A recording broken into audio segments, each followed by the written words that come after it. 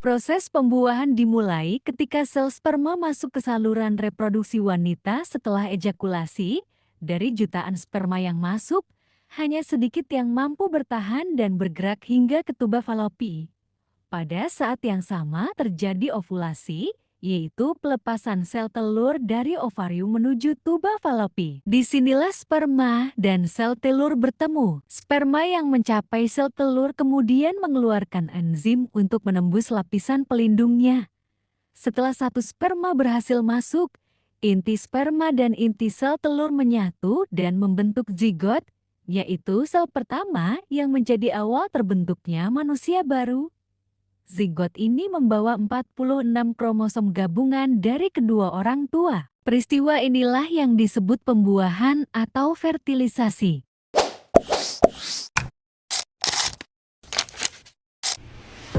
Sistem reproduksi manusia adalah sistem organ yang bertanggung jawab atas proses reproduksi, yaitu pembentukan individu baru. Sistem ini berbeda antara laki-laki dan perempuan. Sistem reproduksi manusia juga bisa diartikan serangkaian organ dan struktur yang bekerja sama demi memastikan kelangsungan hidup spesies dengan cara menghasilkan keturunan. Nah, selanjutnya ada sistem reproduksi pria. Sistem reproduksi pria dirancang untuk menghasilkan, menyimpan, dan mengantarkan sperma ke sistem reproduksi wanita. Sistem reproduksi pria terdiri atas vas deferens, penis, testis, epidermis, kelenjar puber, kelenjar prostat, dan vesikula seminalis. Organ eksternal reproduksi pada pria. Yang pertama yaitu ada penis, organ kopulasi yang berfungsi untuk mengantarkan sperma ke vagina yang tersusun dari jaringan erektil yang dapat terisi darah. Selanjutnya yaitu skrotum, yaitu kantung kulit tempat testis berada yang berfungsi menjaga suhu testis agar sedikit lebih rendah dari suhu tubuh. Pentingnya untuk spermatogenesis. Spermatogenesis adalah proses pembentukan dan pematangan sel sperma, yaitu spermatozoa yang matang di dalam testis pria dimulai sejak pubertas hingga kematian dan terjadi secara terus-menerus untuk menghasilkan jutaan sperma setiap harinya. Organ internal reproduksi pada pria, yaitu yang pertama ada testis untuk menghasilkan sperma dan hormon testosteron. Yang kedua epididymis untuk tempat penyimpanan sementara sperma. Yang ketiga kelenjar prostat untuk menghasilkan cairan bersifat basa untuk menetralkan keasaman vagina. Yang keempat vesikula seminalis untuk menghasilkan cairan kaya fruktosa untuk energi sperma. Yang kelima vas deferens untuk saluran yang membawa sperma dari epididymis ke uretra. Yang keenam adalah uretra untuk saluran yang berfungsi untuk mengeluarkan sperma dan urin. Yang terakhir kelenjar pulpeuteral atau puber untuk mengeluarkan nantir pelumas sebelum terjadinya ejakulasi. Struktur sel sperma. Di sini saya akan menjelaskan fungsi-fungsi dari struktur sel sperma. Yang pertama yaitu ada kepala. Fungsi utamanya membawa materi genetik ataupun DNA. Kepala memiliki dua bagian, yaitu dari nukleus yang itu intinya. Nukleus mengandung materi genetik haploid, yaitu setengah dari jumlah kromosom yang akan digabungkan dengan sel telur saat pembuahan. Yang kedua, akrosom, itu lapisan di bagian depan kepala yang mengandung enzim. Fungsinya untuk menembus dinding sel telur agar pembuahan bisa terjadi. Yang bagian kedua dari struktur sel sperma yaitu ada leher.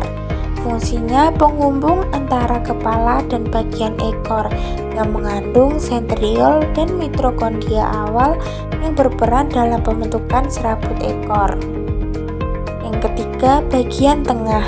Fungsi utamanya menyediakan energi untuk pergerakan sperma. Di bagian ini terdapat banyak mitokondria yang menghasilkan ATP energi melalui respirasi seluler. Energi ini digunakan oleh ekor untuk berenang menuju sel telur. Yang terakhir ada ekor. Fungsi utamanya untuk menggerakkan sperma, terdiri dari mikrotubulus yang tersusun dalam pola 9+2 atau struktur kasilia atau flagella yang bisa menggerakkan cambuk dari ekor mendorong sperma berenang ke dalam cairan reproduksi wanita saat menuju sel. Fungsi dari sistem reproduksi pria yaitu untuk menghasilkan sperma, menghasilkan hormon testosteron, memantangkan dan menyimpan sperma, menyalurkan sperma ke uretra, memberikan cairan pelindung dan nutrisi pada sperma untuk membentuk semen, mengeluarkan sperma melalui ejakulasi dan memungkinkan untuk terjadinya pembuahan. Sistem reproduksi wanita memiliki organ utama yaitu ovarium, tuba fallopi, rahim, dan vagina yang memiliki tugas utama menghasilkan sel telur, menyediakan tempat untuk berkembang janin. Bagian sistem dari reproduksi wanita yaitu ada tuba fallopi, ovarium, serviks, vagina, dan juga rahim. Nah, sistem reproduksi wanita memiliki organ eksternal yaitu labia mayora atau bibir besar dan labia minora yaitu bibir kecil yang melindungi organ reproduksi internal dari berbagai infeksi. Yang kedua, mons papis atau bukit venus, kegunaannya untuk pentahan lemak, tempat tumbuhnya rambut pada pubis. Yang ketiga, klitoris yaitu homolog dengan penis kayak ujung saraf untuk rangsangan seksual pada reproduksi. Yang terakhir yaitu himen atau selaput darah, itu adalah jaringan tipis yang menutupi sebagian lubang vagina. Nah, selanjutnya organ internal reproduksi pada wanita. Yang pertama ada ovarium. Ovarium menghasilkan sel telur dan hormon estrogen dan progesteron. Yang kedua, tuba fallopi atau oviduk, itu saluran yang menghubungkan ovarium dan uterus atau tempat terjadinya fertilisasi. Yang ketiga, uterus atau rahim, organ yang berbentuk buah bir yang berfungsi sebagai tempat berkembangnya janin. Yang keempat, vagina, yaitu saluran penghubung uterus dengan dunia luar, juga berfungsi sebagai saluran lahir. Yang terakhir ada serviks. Serviks memungkinkan darah menstruasi mengalir dari rahim dan berfungsi sebagai jalur bagi sperma untuk memasuki rahim. Fungsi sistem reproduksi wanita yang pertama untuk menghasilkan sel telur atau ovum yang dilakukan oleh ovarium. Yang kedua, menghasilkan hormon reproduksi estrogen dan progesteron untuk mengatur pubertas, menstruasi, dan kehamilan. Yang ketiga, menjadi tempat terjadinya pembuahan, terjadinya di tuba fallopi. Yang keempat, menjadi tempat tumbuh dan berkembangnya janin.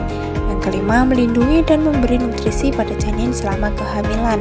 Yang keenam, melahirkan bayi melalui serviks dan vagina. Yang terakhir, menyalurkan darah menstruasi bila terjadi pembuahan. Nah, wanita mengalami proses fisiologis yang terjadi yaitu tahap siklus menstruasi. Seperti yang kita ketahui, hari pertama sampai hari kelima, wanita mengalami menstruasi yaitu lapisan rahim robek yang menghasilkan pelepasan darah dan jaringan dari tubuh melalui vagina. Pada hari ke-6 sampai hari ke-14, wanita mengalami fase folikuler yaitu ketika kelenjar pituitari melepaskan hormon yang merangsang pertumbuhan dan perkembangan folikel ovarium. Pada hari ke-15 sampai ke-19 terjadi fase ovulasi yaitu ketika telur matang dilepaskan dari ovarium dan siap untuk pembuahan potensial. Dan pada hari ke-20 sampai hari ke-28 wanita mengalami fase luteal yaitu folikel ovarium kosong menjadi korpus luteum dan memproduksi hormon yang mempersiapkan rahim untuk memungkinkan implantasi embrio. Nah, manusia juga mengalami pubertas. Pubertas adalah masa peralihan dari anak-anak menjadi dewasa.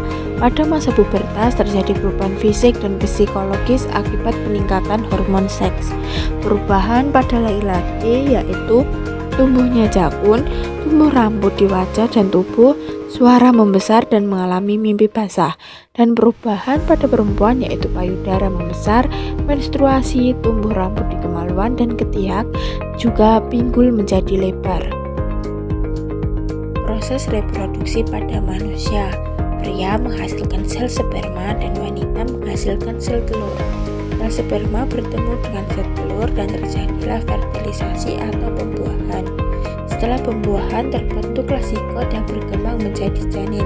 Janin pun tumbuh di dalam rahim selama masa kehamilan. Setelah cukup waktu, bayi akan dilahirkan. Jadi urutannya pria, sel sperma, wanita sel telur, fertilisasi, kehamilan, dan seterusnya melahirkan. Cara menjaga kesehatan reproduksi. Yang pertama, menjaga kebersihan area reproduksi. Yang kedua, menggunakan pakaian dalam yang bersih. Yang ketiga, tidak bertukar handuk ataupun celana dalam. Yang terakhir, mengkonsumsi makanan bergizi dan olahraga agar pola hidup menjadi sehat. Kesimpulannya, sistem reproduksi manusia berfungsi untuk melanjutkan keturunan melalui proses pembuahan antara sperma dan sel telur. Organ reproduksi pria menghasilkan sperma, sedangkan organ reproduksi wanita menghasilkan sel telur dan menjadi tempat berkembangnya janin. Untuk tetap sehat, organ reproduksi harus dirawat dan dijaga kebersihannya.